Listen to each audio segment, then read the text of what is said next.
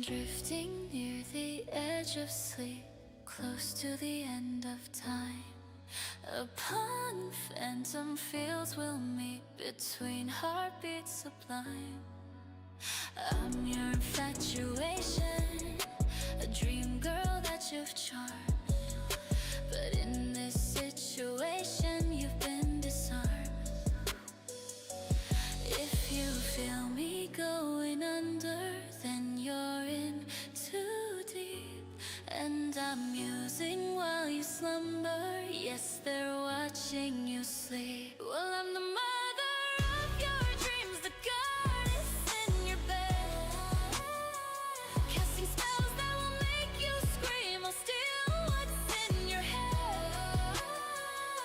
See, because this dreamcaster's toll is your heart's greatest wish.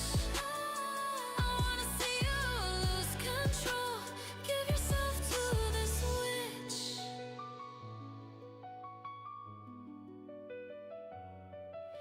You feel the rush coming on, passion pumping your chest. Your dark dreams set in motion, taboo fruits long repressed. Now that you've embraced folly, twist around my finger, scream another verse for me. Let's make this lust sweeter. If you feel me going under, then you're in too deep. And I'm musing while you slumber. Yes, they're watching you sleep. Well, I'm the mother of your dreams, the goddess in your bed, casting spells that will make you scream. I'll steal what's in your head. See, because this dreamcaster's toll is your heart's greatest wish. I wanna see you lose control. Give yourself to this witch.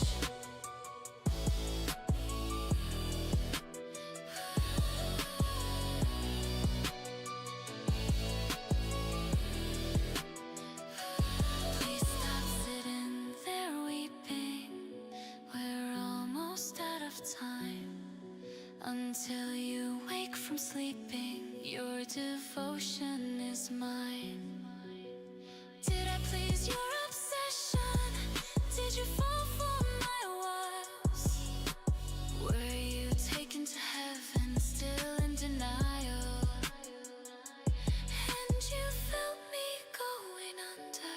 You were in too deep. I was musing while you slumbered, and there I watched you sleep. And I was mother of your dreams, the goddess in your bed. I casted spells that made you scream and stole thoughts from your head. See, because this dreamcaster's toll was your heart's greatest wish. When you lost all control, you gave yourself to this bitch.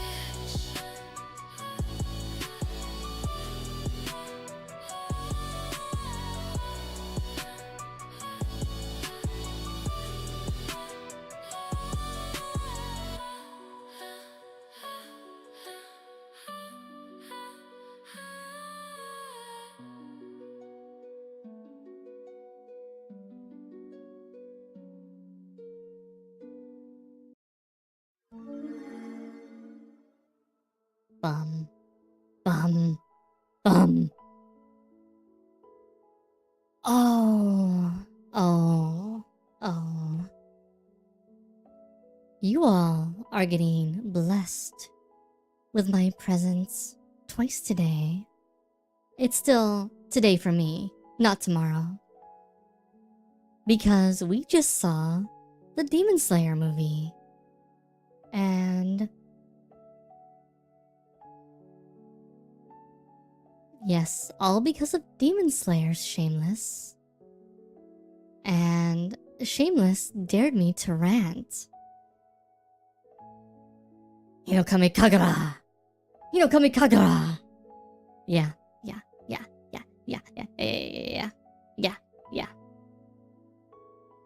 And I figure if I'm gonna rant, I might as well also, play some Silent Hill afterwards. Congrats on the first AsuReDi. Congrats on the second Swemlinzaw. Thank you for the sub, Pepiga. So yeah. Where do we start? Where should we start with this rant? I'm so jealous I haven't seen Demon Sle. Okay, Swam. You should not listen to me for the next... potentially half an hour. Maybe hour. I'm about to rant, and spoilers may be part of it. I'm just telling you, if you want to see the movie, and you want to enjoy it solo, and not have anything spoiled, and not have anybody's opinions clouding it, just tune off for a little bit. So, I'm gonna start with my overall opinion of the movie. For an anime movie, pretty good. Good action fight scenes. Decent just overall like quality of frame to frame. Lots of nice shots, etc. It's shonen, so dialogue leaves. And then like, oh yeah, bitch was also speaking Japanese half the time, going back and forth between spoilers and then also saying like Japanese lines before they happened. Anyhow, neither here nor there. Yes, Shameless and I saw it together with a bunch of other peeps. But yeah. Dear God. This is probably the absolutely worst paced movie I have ever watched. And I've seen The Room. It is a slog of a 2.5 hour movie to watch.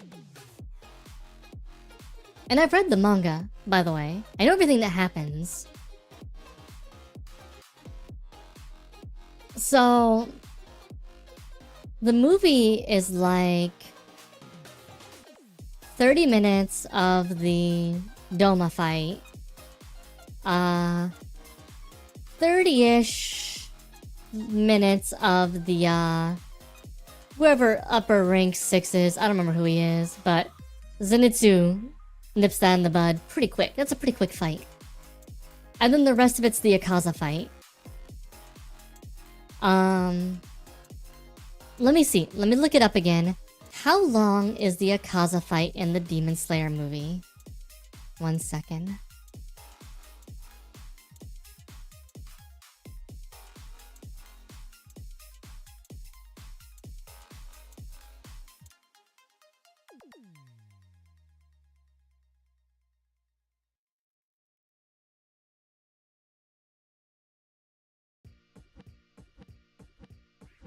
Let's see. Including flashbacks and... yeah, is it Kagaru or Kaigaku? I forget. And including flashbacks and... monologue.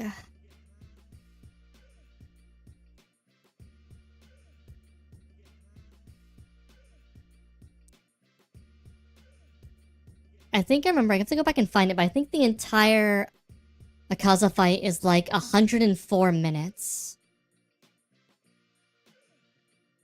With about... not 104, it's oh yeah, they died. Not 104, it was a lot. It was like a little over half the movie is the Akaza fight.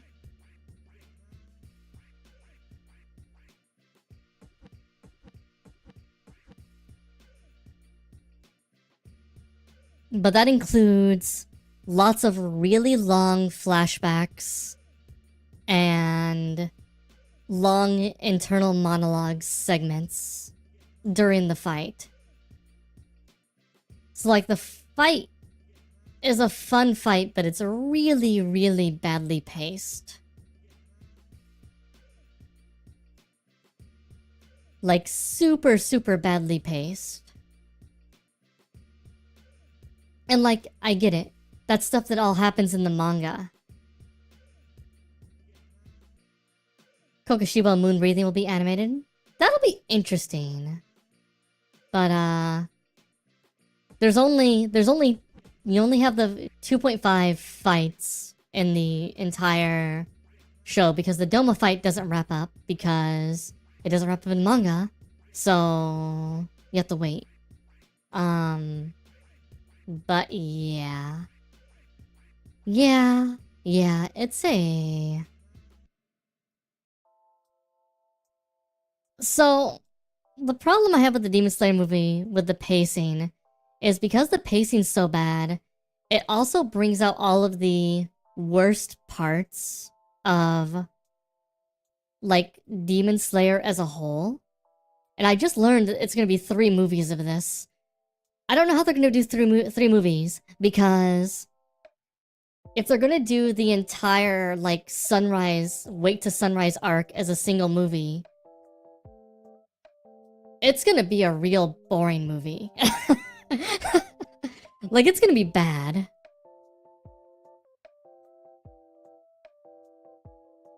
My favorite breathing style? I do really like, the insect and flower breathing. I like, what's her name? The brain not working.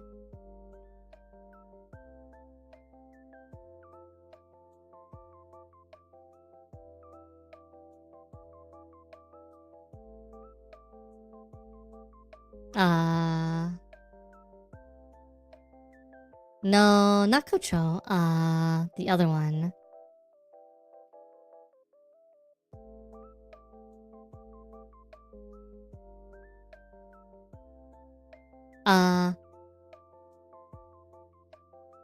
Kanroji.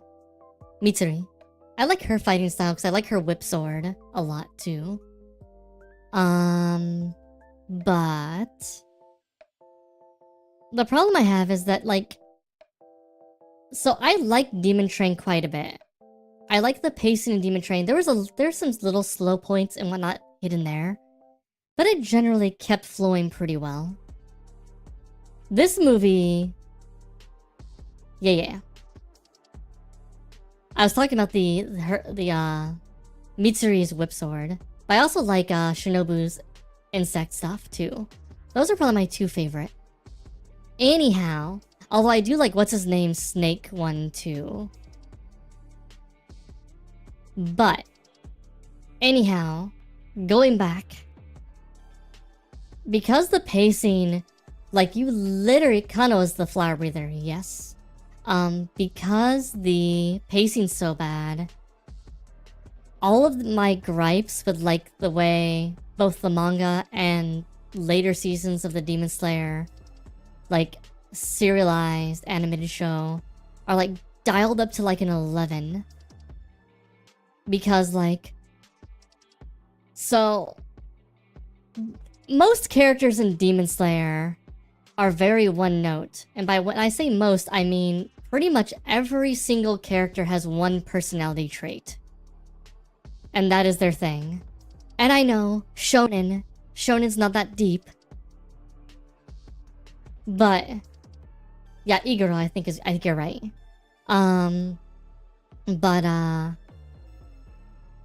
Yeah. But all the characters in Demon Slayer are like, they have one personality trait.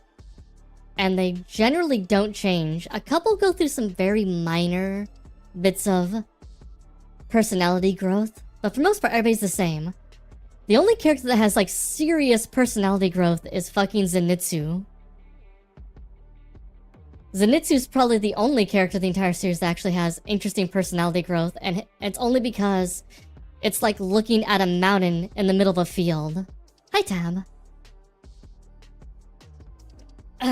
Even though it's not that big, it's not that much personality growth, it's like, oh. Actually, no. One other character has a lot of personality growth in the entire series, and that's Muzan. That's because his character is deconstructed in the last, like, 3 arcs of the manga. So, he has regressive. He doesn't grow, he diminishes. It's not character growth, it's character deconstruction. How you doing, Tab? I'm ranting about Demon Slayer movie, and now Demon Slayer in general as well. But yeah, the movie is just so atrociously paced. The flashbacks, like... Slightly locked after his grandpa's death. Well, it's not just like locking after his grandpa's death. He has this like little bit of growth, like between like how he handles himself when it comes to actually wanting to protect things.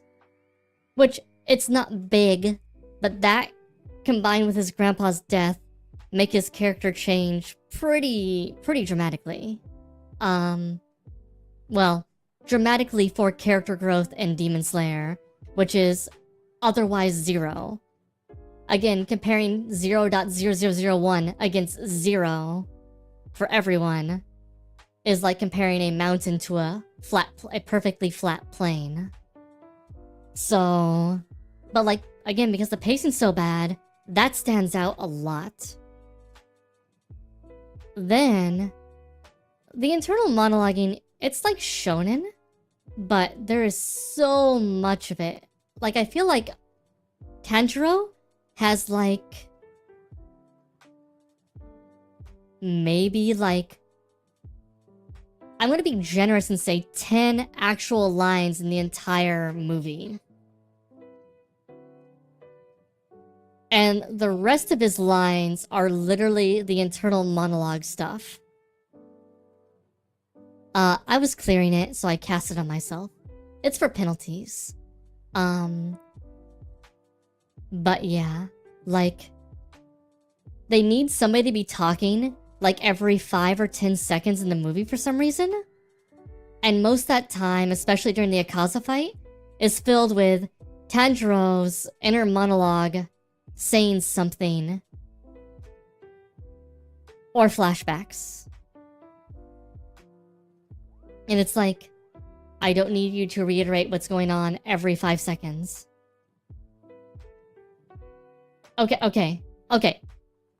You've read the manga, right, Swam? I'm assuming you've read the manga. So this isn't actually a spoiler. Because we're gonna be in the spoiler territory here pretty soon.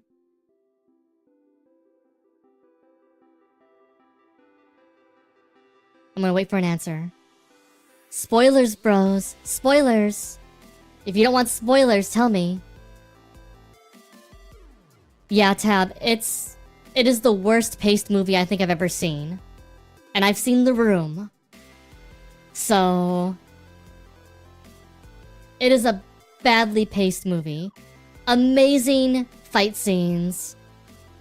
Terrible pacing. It has the pacing of a snail when there isn't a fight going on. And then the Akaza fight drags on too long. Ah, you haven't seen it? Okay. Alright. I will try not to spoil it, but there's a scene near the end of the Akaza fight, which takes 5 minutes, by the way, where Tanjiro's trying to stop Akaza after they had thought they had beat him for some reason. Not gonna get into it. And he slips and accidentally hits him with his fist instead of his sword.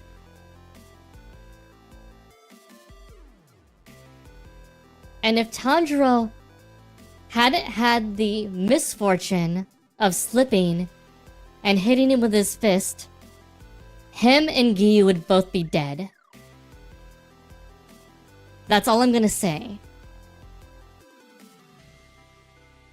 They win through Deus Ex Machina because the author couldn't come up with a way to actually kill the dude after they decided that he wasn't actually beaten.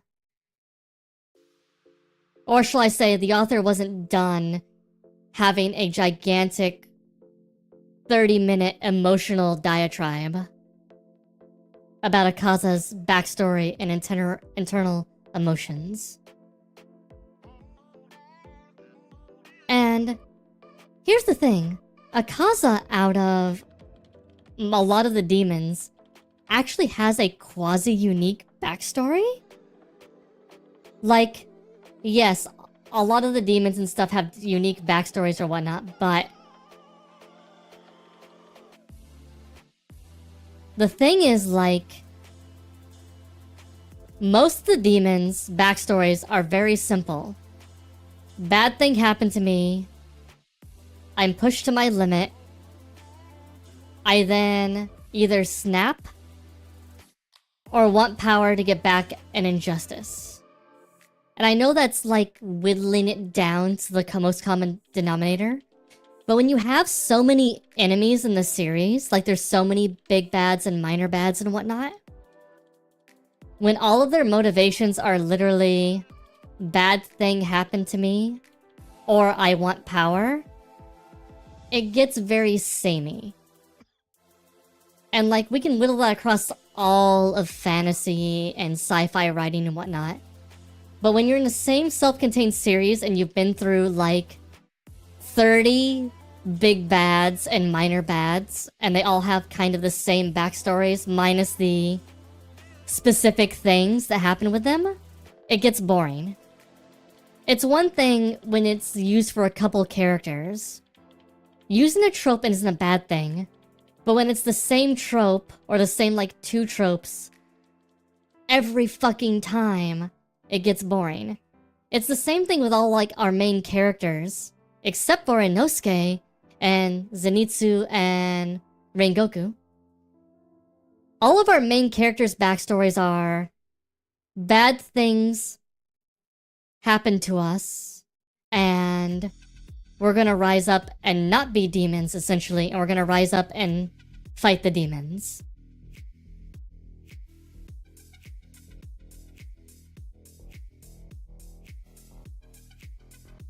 And I know that's, again, glossing over specifics, but like, when you have so many characters for your heroes in the story, and all of them have that same through line,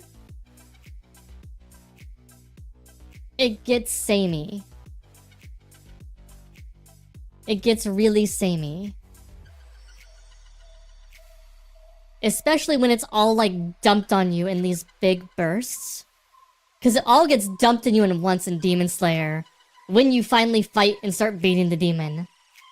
Or when the character's finally engaging and they're starting to act, and we get to see how they really behave, and we get to start seeing them go or get stressed. We finally get their backstory, but they all get dumped. And because they all get dumped, it creates that sense of like, yes, thank you for plotline 3 version 96. Thank you for seeing this again. And it just gets really monotonous. Really monotonous very quickly. Like, again, these tropes exist for a reason, and they're good tropes. But when all your characters use the same 2 or 3 tropes, it gets really painful. Like, really, really painful.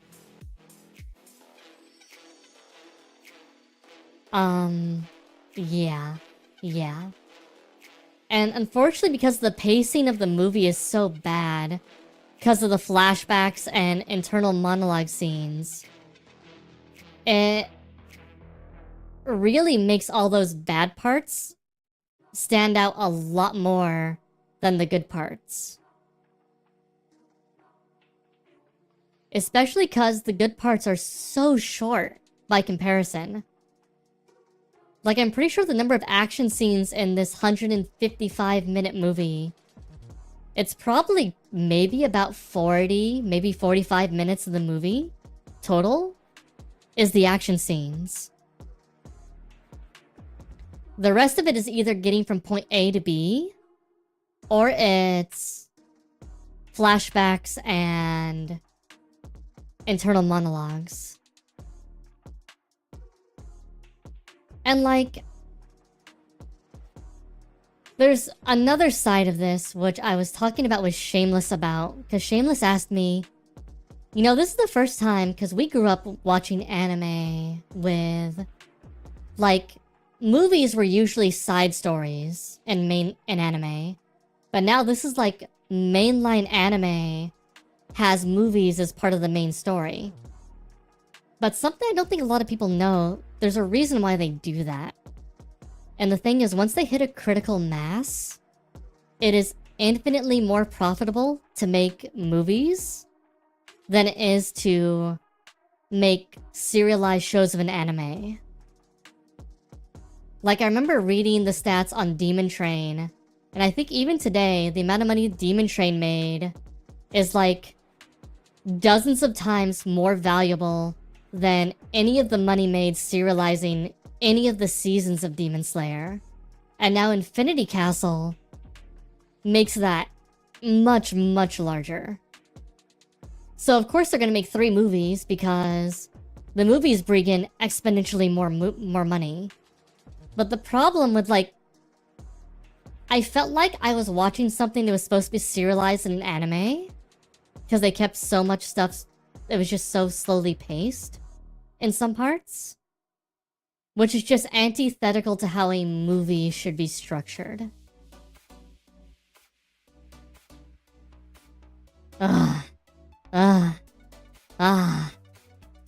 Also, I'm gonna have a hot take, which is this. The demon backstories add a little bit for us to understand the demon, but in the words of Shameless, cool motive, still murder. Like, yes, they may have some tragic backstories and whatnot, but the majority of them chose to be demons and chose to be terrible people. And there are people that are given similar choices just in bad places all the time, every day, and they don't choose to become murder hobos who get pleasure off of hurting other people.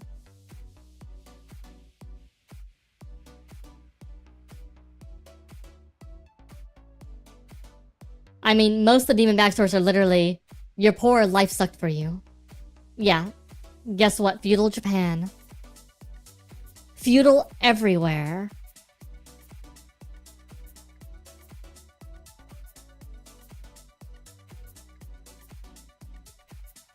And not to be dismissive of that, again, gets very samey. And doesn't justify you becoming a demon and murdering people. The only demon's backstory I actually think might justify, well, not justify, but shows their actions is, interestingly enough, Akaza didn't even remember his life before he became a demon, because Muzan basically killed him when he made him a demon and, like, destroyed a bunch of his braining garbage. So, like, he's an actual interesting, unique case where I think you can judge Demon Akaza different than human Akaza. Because he literally didn't have any of the memories of his former self. And then once he gained them back and was forced to realize them, he was like, yeah, I'm gonna kill myself now. And proceeds to do so.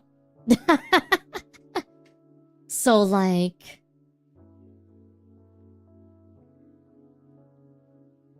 yeah. I love complex villains. But giving every one of your villains a backstory that's basically woe is me doesn't make them complex. They're still just petty.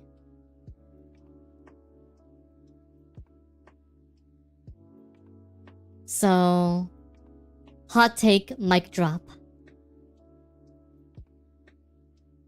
But yeah. I don't know. Like I said, fight scenes were good. If you want to see it for the fight scenes, go see it for the fight scenes. I think a lot of it is overwrought and could have been done. There are ways you could have done even the flashbacks and the monologues.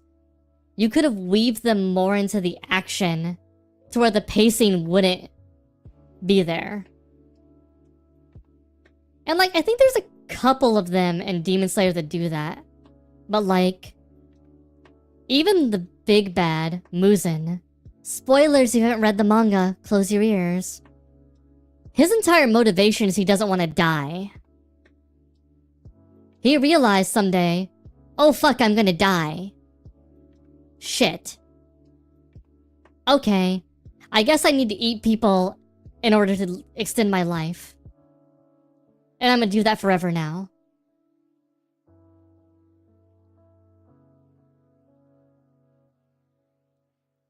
And somehow, bro isn't satisfied doing that and just kind of being like an immortal vampire either and just not, like, hanging back.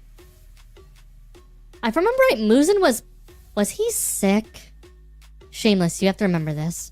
Was he sick originally and then he got like some like weird demon, or weird like cure that allowed him to regain his vitality? And he just basically had a preternatural fear of death. And he also realized he became weak against sunlight. Basically, he became a vampire.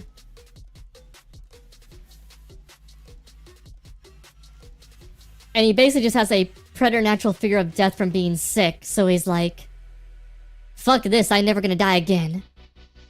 Fuck y'all. But instead of being intelligent or crafty, he makes a big scene out of everything, which eventually paints a target on his back. And of course people are gonna try to kill him then. What the fuck is wrong with you, bro? You could have literally been like an immortal vampire monster, picking off one person or so here or there to feed yourself and just lived forever, and no one would have fucking cared.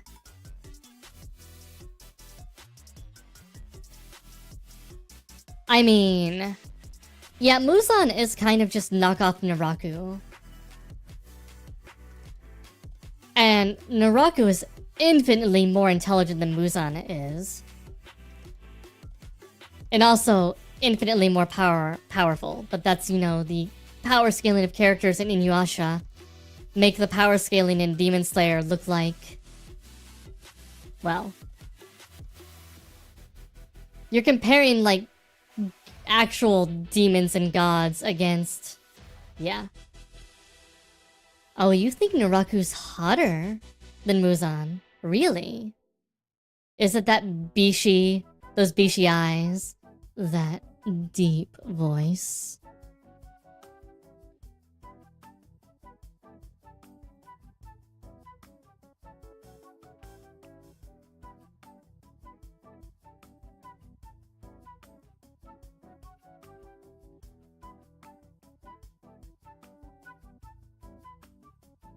Here's the thing. I don't believe that bullshit in Demon Slayer. It's magic. It's special magic.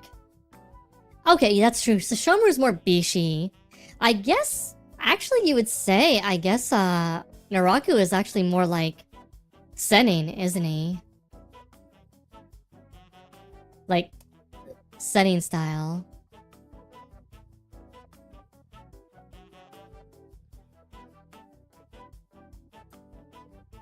You know, that says a lot about you.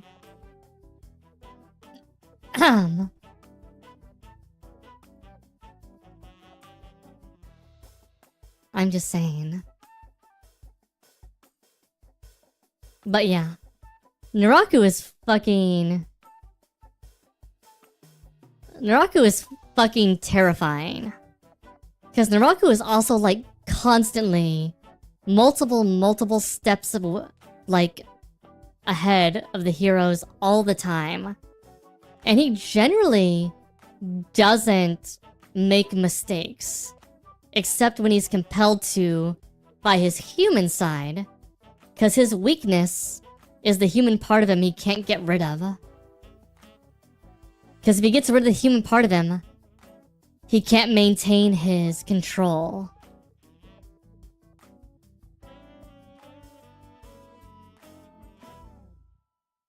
So, like, his weakness is the human part of him that gave birth to the big demon. That he's constantly trying to figure out a way to get rid of, and he can't. And hence he's trying to eventually use the Shikon Jewel to kind of supplant that the whole entire thing. But that is those two things together are his weakness. It's not that he isn't intelligent about what he does. It's that he actually has actual hurdles even though he's stupidly powerful. He has to try to overcome. And it kind of creates this race against time. Because if he ever gets a fully corrupted Shikon Jewel in his hands, God, that would be terrifying.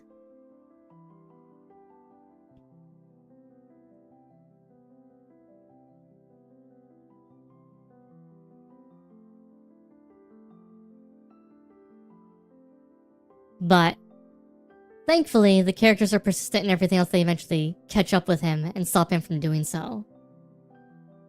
But yeah, Muzan's weird because his entire character's... You get his backstory and you understand why he is the way he is. But then, like, all of his demeanor is deconstructed back towards, like, a kind of, like, toddler-esque persona by the end of the series. With this whole fear of death and everything else. Which makes him not as impressive as a villain. And kind of also shows why he surrounded himself with really strong demons to support him, because it turns out that he's really kind of fragile.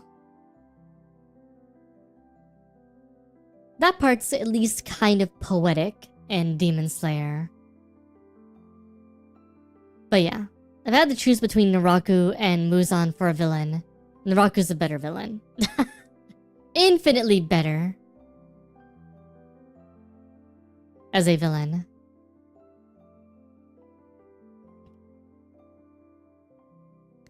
He's also a puppet master villain versus Muzan, who acts like a puppet master except he's not that smart. Muzan constantly does stupid things. And given how old he is, it's kind of surprising.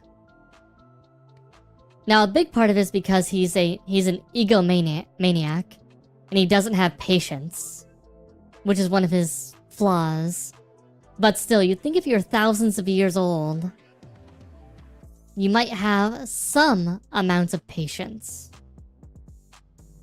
Especially in a war that you're basically winning. Or you're in a cold war during... And you can essentially keep it at an eternal standstill.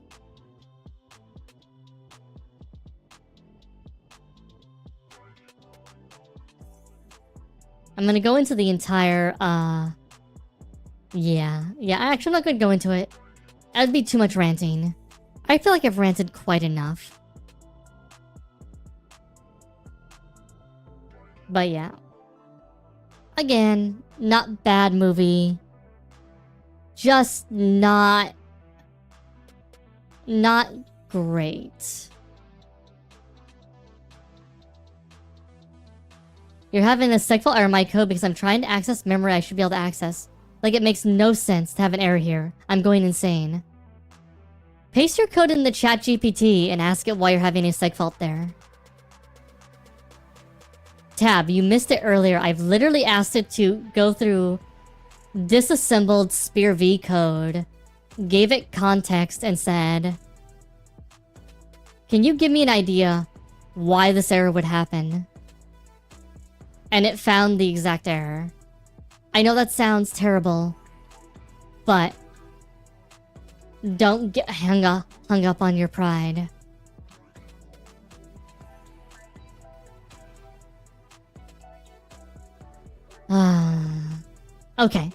Okay. I spent 40 minutes rambling about fucking Demon Slayer. Let's play some Silent Hill, shall we? I'm gonna have to cut this part of my video out. Because it's like, I'm gonna have to cut this at some point. This is gonna be way too fucking long.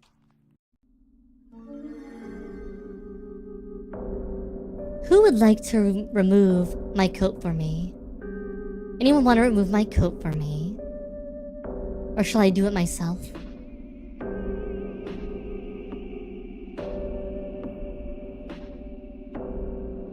Hey, 40 minutes is pretty good. I could get really nitpicky, but I'm not going to. I will keep it saved as its own VOD. How about the AsuReDi? We'll have the Demon Slayer VOD. Asuka's Demon Slayer rant. And then we'll do this as its own separate one. I'm actually gonna reboot the live stream just because. I think it'd be good to reboot the YouTube live stream.